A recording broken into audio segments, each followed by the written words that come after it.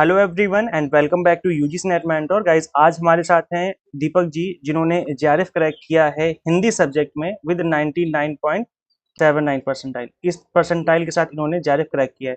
तो आज हम इस वीडियो में समझेंगे इनसे कि क्या स्ट्रेटेजी रही है इनकी, किस तरीके से उन्होंने प्रिपरेशन करी है, किन बातों को ध्यान में रख करके हमें प्रिपरेशन करनी चाहिए ताकि हमारा भी जेआरएफ क्रैक हो जाए। सो दीपक जी, सबसे पहले अपने बारे में बताइए। सबसे पहले मैं आपके सभी दर्शकों को और आपको नमस्कार करता हूं और धन्यवाद देता हूं, आपने मुझे यह मंच प्रदान किया।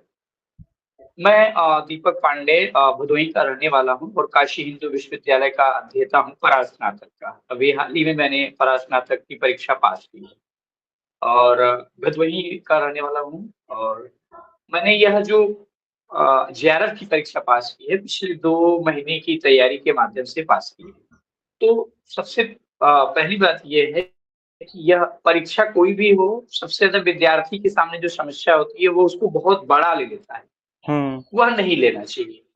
और उसके बाद परीक्षा की जो रणनीति है, अगर इस पर हम चर्चा करें, तो सबसे पहली बात ये है कि कोई भी परीक्षा है, उसकी हमें लिमिटेशंस का निर्धारण कर लेना चाहिए। लिमिटेशंस का मतलब ये है कि वह कौन-सा क्षेत्र है, जहाँ पर हमें काम करना है, कितना काम करना है। यह 2 चीज़ निर्धारण कर लेना चाहिए और इसका निर्धारण होता है जब हम उस संबंधित एग्ज़ाम से सिलेबस को देखते हैं। यानी मेरा कहना ये है कि अगर आप यूजीसी नेट देने जा रहे हो, तो आपका सबसे पहला काम यह है कि आप सिलेबस देखें। सबसे पहला काम ये है। और आप जब सिलेबस देख लें और वह सिलेबस आपको याद हो जाना चाहिए, क्योंकि उसी पर आपको चलना है। आपकी जो जर्नी है 2 से 3 महीने की, वह उसी सिलेबस पर है।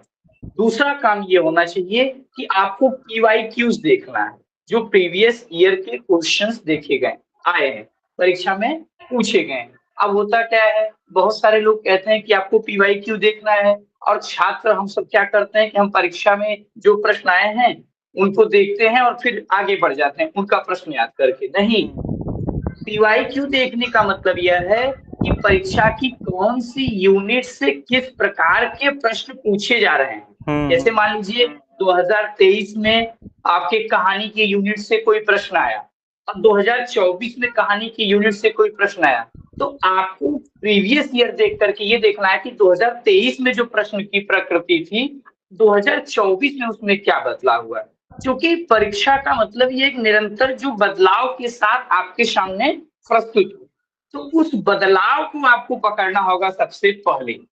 यह बदलाव जब आप जान लेंगे, तो आपके पढ़ने की जो प्रकृति है, आपके पढ़ने का जो दायरा है, वह निश्चित हो जाएगा। और जब एक निश्चित दायरा हो जाएगा, एक सीमित दायरा हो जाएगा और उस पर जब हम कार्य करेंगे, तो हम क्यों नहीं प्राप्त कर सकते हैं। बिल्कुल बिल्कुल दीपक जी, आपने बिल्कुल सही बात बोली और जिस तरीके से आपने चीज़ों को एक्सप्लेन किया है, ये आपकी बिल्कुल एग्जाम टारगेटेड स्टडी होगी। जैसे कि आपने बताया कि हमें पहले प्रकृति समझने की किस तरह के क्वेश्चन पूछे जा रहे हैं ना, देन उसके अकॉर्डिंग हमें प्रिपेयर करना है, तो वो बिल्कुल ही एग्जाम टारगेटेड हो जाएगा आपका, आपकी जो प्रिपरेशन है। ओके, सो दीपक जी, आपने पेपर 1 के हमारे वीडियोस देखे थे, उससे आपको चीजें समझ में आ गई, चीजें आपको ईजी लगी? जी जी, और चीजें ठीक पेपर लगी और जी जी पेपर 2 जो हिंदी आपका, उसके पेपर लिए 1 के आपने लिए किस मैंने तरीके आपकी से? पूरी जी जी पेपर 1 और पेपर 2 की पेपर स्ट्रेटेजी बताइए, आपने किस तरीके से प्रिपेयर किया? हाँ, पेपर 1 की वीडियोस कुछ यूनिट्स की आपकी मैंने उनको देखी और पेपर 2 के लिए मैंने सेल्फ स्टडी की है, ओके ओके क्योंकि ओके। मेरा हिंदी तो विषय भी रहा है। जी, आप कितने घंटे डेली बेसिस पे पढ़ाई करते थे? मैं 5 से 7 घंटे। 5 से 7 घंटे पढ़ाई करते थे, ओके। जी, सो जी। दीपक जी, आपने इतने अच्छी परसेंटाइल के साथ इस एग्जाम को क्रैक किया है, अपने आप में एक बहुत बड़ा अचीवमेंट है ये। सो अभी आपके फ्यूचर प्लान क्या है, क्या करना चाहते हैं आप? अभी एनरोलमेंट होना है पीएचडी में और ओके मेरा फ्यूचर प्लान सिविल सर्विस में जाना है। Okay okay okay, that's very good. So PhD भी आप एक अच्छा ऑप्शन है, और सिविल सर्विसेज में जाना तो जी, भी अगेन एक अच्छा ऑप्शन ही है। तो ऑल द जी, best for your future endeavours. हम तो आपके लिए, सबके लिए बस दुआएं करेंगे कि आपका जो जो भी आपकी मंजिलें हैं वो आपको मिले। So Deepak ji, thank you ji, so much, time निकाल के आपने हमसे बात की। डेफिनेटली आपने जो भी यहाँ पर बातें रखी अपनी, इससे स्टूडेंट्स को सीखने को मिला होगा और उनकी जो प्रिपरेशन है उनको करने में कहीं ना कहीं उनको हेल्प मिलेगी। जी।